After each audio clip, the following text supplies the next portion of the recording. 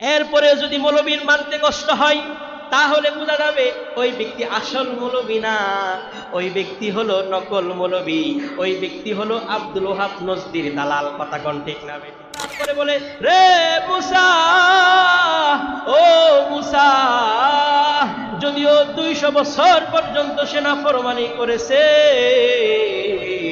কিন্তু সে তাওরাতের হাফেজ ছিল। আল্লাহু আকবার।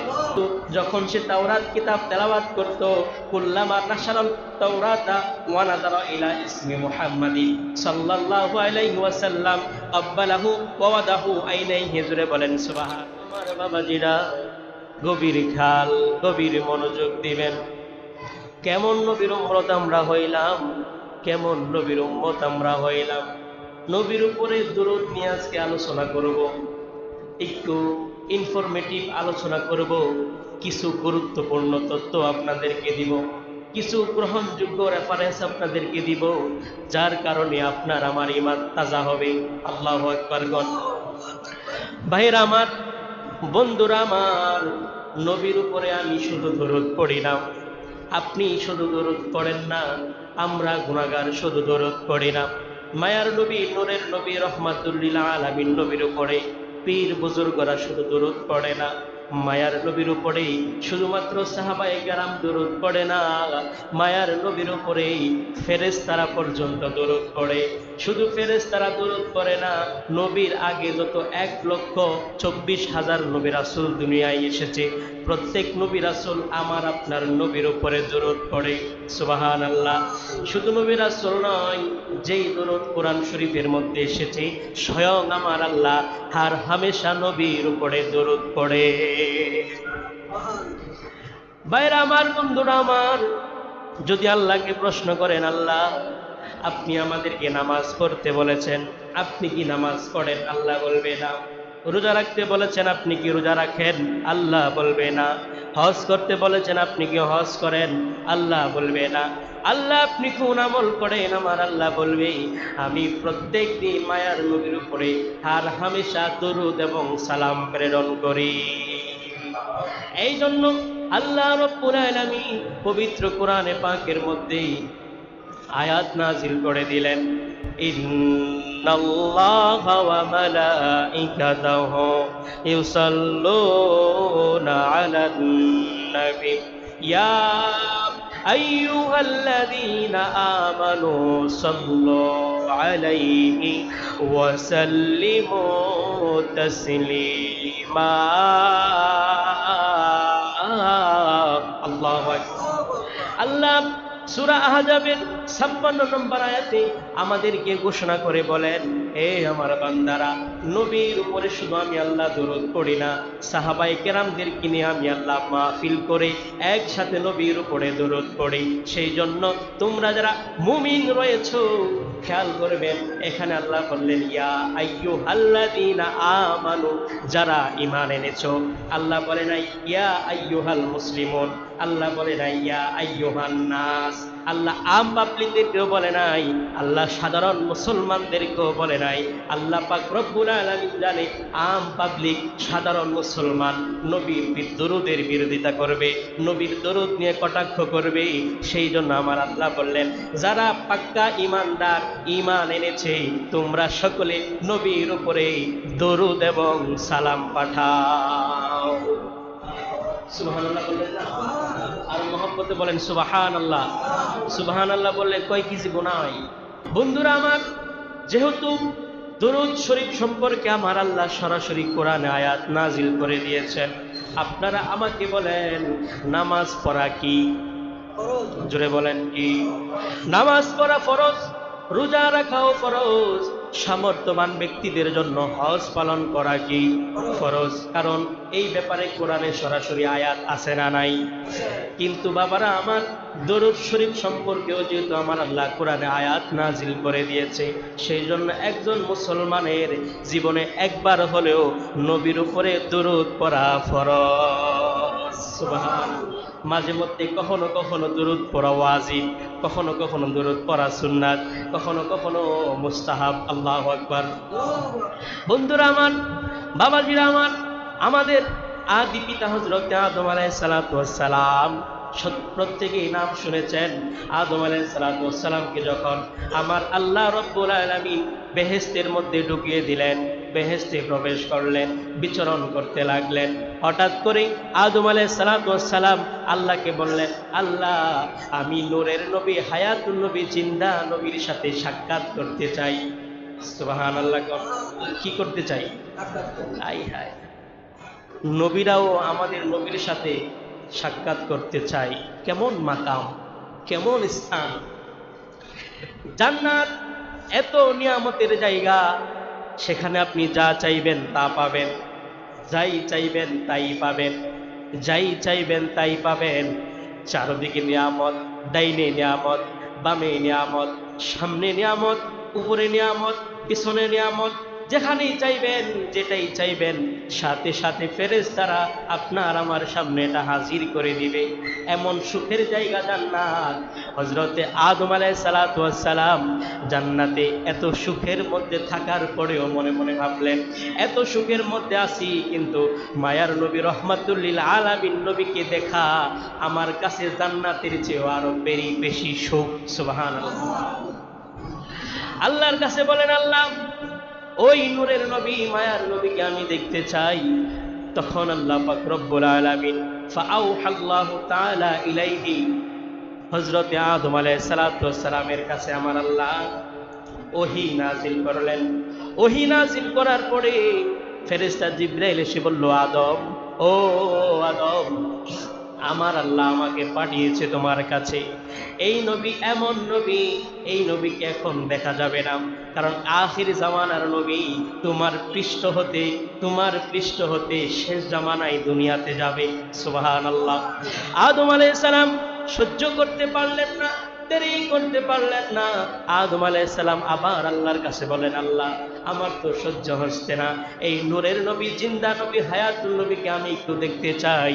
সাথে সাথে আমার আল্লাহ রব্বুল আলামিন ফাআউহাল্লাহু তাআলা ইলাইহি, আবার সেই আদমের কাছে ওহী নাজিল করলেন।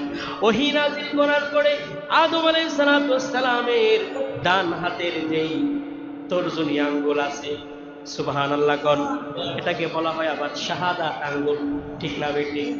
আল্লাহ তাআলা হযরত জিবরাইল আমিনের মাধ্যমে হযরত আদম আলাইহিস সালাতু ওয়াস সালামের যে শাহাদাত আঙ্গুলি আছে, ওই আঙ্গুলের পৃষ্ঠের মধ্যে অগ্রভাগে আমার আল্লাহ রব্বুল আলামিন নূরের নবীর নূরকে স্থানান্তরিত করলেন। সুবহানাল্লাহ। কারণ আদম আর সহ্য করতে পারছে না, আমি নূরের নবীর লোকে দেখা করব। বাবারা, প্রশ্ন হলো, এই যে নবীর উপরে দরুদ পড়া, আমরা বাড়তি একটা আমল করি দরুদের সাথে সাথে, কোনটা জানেন? এই যে আমলটা করি, নবীর নাম শুনলে আমরা মুখে চুমুখে চোখে লাগাই, এই যে একটা আমল করি, বাতিল যারা আছে, বাতিল ফেরকা ৭২ জন যারা আছে, তারা বলে দরুদ পড়া যাবে, সমস্যা নাই, কিন্তু এই যে দরুদ পড়ার পরে মুখে চুমুকে চোখে লাগানো, এটা বেদাত, এটা কোরআনে নাই, এটা হাদিসে নাই, ফিকহের কিতাবে নাই, ইজমাতে নাই, কিয়াসে নাই, কোনো ইমাম আমল করে নাই, এর কোনো ভিত্তি নাই। এই সম্পর্কে যত হাদিস এসেছে সমস্ত হাদিসগুলো জাল। বলেন না নাউজুবিল্লাহ। সেই জন্য আমি আপনাদেরকে কয়েকটা দলিল দিয়ে যাব। বাবা, আদম আলাইহিস সালামের শাহাদাত আঙ্গুলির অগ্রভাগ থেকে যখন এইভাবেই তাসবিহ পাঠ হতে লাগলো, তাসবিহ পাঠ হতে লাগলো, বাবা আদম আলাইহিস সালাম এই দৃশ্য দেখে আর স্থির থাকতে পারলেন না। অটোমেটিক গায়েবীভাবে যখন এই আঙ্গুল থেকে তাসবিহ পাঠ হতে শুরু করলো, তখন আদম আলাইহিস সালাম দুইটা আঙ্গুল একসাথে করলেন। সুবহানাল্লাহ। হাদিস শরীফে এসেছে, فقبل آدم زفر إبهاميه ومسح على عينيه। আল্লাহু আকবার। সূরা মায়েদা আয়াত নম্বর 57। তাফসীরের নাম তাফসীরের রুহুল বয়ান, লেখকের নাম ইসমাইল হাক্কি রহমাতুল্লাহি আলাইহি, খণ্ড নম্বর 7, পৃষ্ঠা নম্বর 229। এই আয়াতের ব্যাখ্যা করতে গিয়ে এই ঘটনা, এই কাহিনী ইসমাইল হাক্কি রহমাতুল্লাহি আনলেন। আদম আলাইহিস সালামের এই আমল, আদম আলাইহিস সালামের এই নবীর প্রতি ভক্তি, নবীর প্রতি তাজিম দেখে জিবরাইল আমিন আলাইহিস সালাম যখন নবীর কাছে আসলেন, নবীর কাছে এসে একই কাহিনী একই বর্ণনা নবীর কাছে বললেন। সুবহানাল্লাহ। আমার রহমাতুল্লিল আলামিন নবী আমার জন্য আপনার জন্য গুনাহগার উম্মতের জন্য একটা সুসংবাদ দিয়ে দিলেন, একটা বার্তা দিয়ে দিলেন, একটা মেসেজ দিয়ে দিলেন। মেসেজটা হলো আমার নবী রহমাতুল্লিল আলামিন নবী উম্মতের জন্য একটা সুসংবাদ দিয়ে বললেন, ও আমার উম্মত রে, ও আমার গুনাহগার উম্মত, মান সামিয়া ইসমি ফিল আযানে ফাকাব্বালা জাফরি ইবহামাইহি ওয়া মাসাহা আলা আইনাইহি লাম ইউআব আবাদান। জোরে বলেন সুবহানাল্লাহ।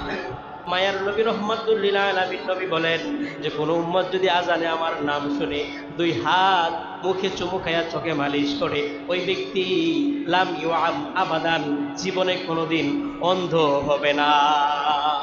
তাহলে বাবারা আমার, বন্ধুরা আমার, ও আমার চণ্ডীতলাবাসী, সেই নবীর উপরে দরদ করলেই জীবনে কোনোদিন অন্ধ হওয়া যাবে না। চোখের মধ্যে মালিশ করলে অন্ধ হয় না। তাহলে অন্ধ না হওয়ার রোগের ওষুধ হলো, শেফা হলো নবীর উপরে দরদ পড়া। কোন সুবহানাল্লাহ। শুধু তাই নয়, এটা হলো বাবা আদমের আমল। কার আমল? আদম আলাইহিস সালামের আমল। তারপরে আসেন হযরতে মূসা আলাইহিস সালামের যুগের আমল। হযরতে মূসা আলাইহিস সালামের যুগের আমল। এটাও আমি বানিয়ে বলবো না। জালালউদ্দিন সৈয়দী খাসাইসুল কুবরা কিতাবটা আমি এখানে আনছিলাম কিছুদিন আগে। জালালউদ্দিন সৈয়দী 2 লক্ষ হাদিসের পণ্ডিত। সুবহানাল্লাহ। ওনার সিনার মধ্যে 2 লক্ষ হাদিস মুখস্থ ছিল। আল্লাহু আকবার। এই জালালউদ্দিন সৈয়দী রহমাতুল্লাহ আলাইহি একটি কিতাব লিখেছে 2 খণ্ডের। কিতাবের নাম হলো খাসাইসুল কুবরা। কি নাম জোরে বলেন? খাসাইসুল কুবরা। এই কিতাবের প্রথম খণ্ড 30 নম্বর পৃষ্ঠা। যিনি আমার মায়ার নবী রহমাতুল্লিল আলামিন নবীকে জীবনে 75 বার দেখছে। এই জন্য ওলিউল্লাহ আশিকি আমার সুন্নিয়তের বড় একজন রাহবার ওলিউল্লাহ আশিকি বলে, জালালউদ্দিন সৈয়দী 75 বারে দেখল নবীজি, এতবারে দেখিয়া নবী, এতবারে দেখিয়া নবী, তৃপ্তি তাহার হলো না। মদিনা মদিনা আশিক মো ঠিকানা, কন্যা মদিনা মদিনা আশিক মুমিনের ঠিকানা। দিদার চেয়ে কাঁদো তোমরা, দিদার চেয়ে কাঁদো তোমরা, হও না নবীর দিওয়ানা। মদিনা মদিনা আশিক না, সবাই মদিনা মদিনা আশিক মুমিনের ঠিকানা। দিদার চেয়ে কাঁদো তোমরা, দিদার চেয়ে কাঁদো তোমরা, হও না নবীর দিওয়ানা। মদিনা মদিনা আশিক কানা। বাজান কালো হাবশি বেলালে ভালোবেসে পাইল নবীরে, কালো হাবশি বেলালে ভালোবেসে পাইল নবীরে। ইসলামের প্রথম মুয়াজ্জিন, ইসলামের প্রথম মুয়াজ্জিন বলে আসেন রব্বানা। মদিনা মদিনা আশিক ঠিকানা, কন্যা মদিনা মদিনা আশিক দিদার চেয়ে কাঁদো তোমরা, দিদার চেয়ে কাঁদো তোমরা, হও না নবীর দিওয়ানা। মদিনা মদিনা আশিক ভাইরা আমার, বন্ধুরা আমার, ও আমার বাবাজিরা, গভীর খেয়াল, গভীর মনোযোগ দিবেন। আমার নবীর উপরে দুরূদ পড়েছেন হযরত মূসা আলাইহিস সালামের যুগের একজন আশিক। মুসা আলাইহিস সালাতু ওয়াস সালামের যুগে একজন বড় আলেম ছিল। আমাদের সমাজের মধ্যে কোরআনে হাফেজ আছে না নাই? জোরে বলেন আছে না নাই? আমাদের সমাজের মধ্যে, আমাদের দেশের মধ্যে, পৃথিবীর মধ্যে লক্ষ কোটি কোটি হাফেজ আছে। মুসা আলাইহিস সালাতু ওয়াস সালামের উপর আমার আল্লাহ একটা কিতাব নাজিল করছে। ওই কিতাবের নাম হলো তাওরাত। জোরে বলেন কি নাম? এই তাওরাত কিতাব মুখস্থ করেছিল একজন আলেম। একজন আলেম তাওরাত কিতাব মুখস্থ করেছে, জ্ঞান ছিল তার, অনেক বড় আলেম ছিল।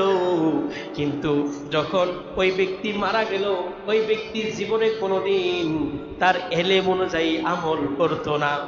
ওই তাওরাতের হাফেজ 200 বছর পর্যন্ত আমার আল্লাহর নাফরমানি করেছে। কত বছর? 200 বছর জিন্দেগি পাইছে, 200 বছর কোনো আমল করে নাই। সে শুধু আল্লাহর নাফরমানি করছে, আল্লাহর অবাধ্যতা করছে।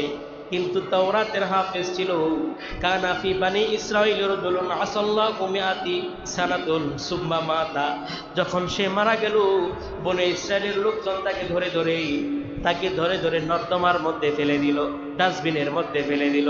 সাথে সাথে আমার আল্লাহ রাব্বুল আলামিন হযরত মূসা আলাইহিস সালাতু ওয়াস সালামের কাছে ওহী নাজিল করে দিলেন, রে মূসা, যাও যাও যাও, যে লোকটাকে মানুষ ধরে ধরে ময়লার মধ্যে ফেলে দিছে, ওই লোকটাকে তুমি ধরে আনো, উঠিয়ে এনে তাকে গোসল করাও। গোসল করানোর পরে তার শরীরের মধ্যে কাফন পড়াও, তারপরে তার জানাজার নামাজ পড়ো, তারপরে তাকে সুন্দর করে দাফন করে তার জন্য দোয়া করো। কোন সুবহানাল্লাহ। তখন মূসা আলাইহিস সালাতু ওয়াস সালাম আল্লাহর কাছে বললেন, ইয়া রব্বি বানু ইসরাঈল শাহিদা আন্নাহু আসাকা মিআতি সানাতিন। আল্লাহ তাআলা বনি ইসরায়েলের প্রত্যেকটা ব্যক্তি ওই লোকের সম্পর্কে সাক্ষী দিচ্ছে, সে 200 বছর পর্যন্ত আপনার নাফরমানি করেছে, 200 বছর পর্যন্ত আপনার অবাধ্যতা করেছে। এই জন্য মানুষগুলো তাকে ডাস্টবিনের মধ্যে ফেলে দিছে। আমার আল্লাহ তারপরে বলে, রে মূসা, ও মূসা, যদিও 200 বছর পর্যন্ত সে নাফরমানি করেছে, কিন্তু সে তাওরাতের হাফেজ ছিল। আল্লাহু আকবার।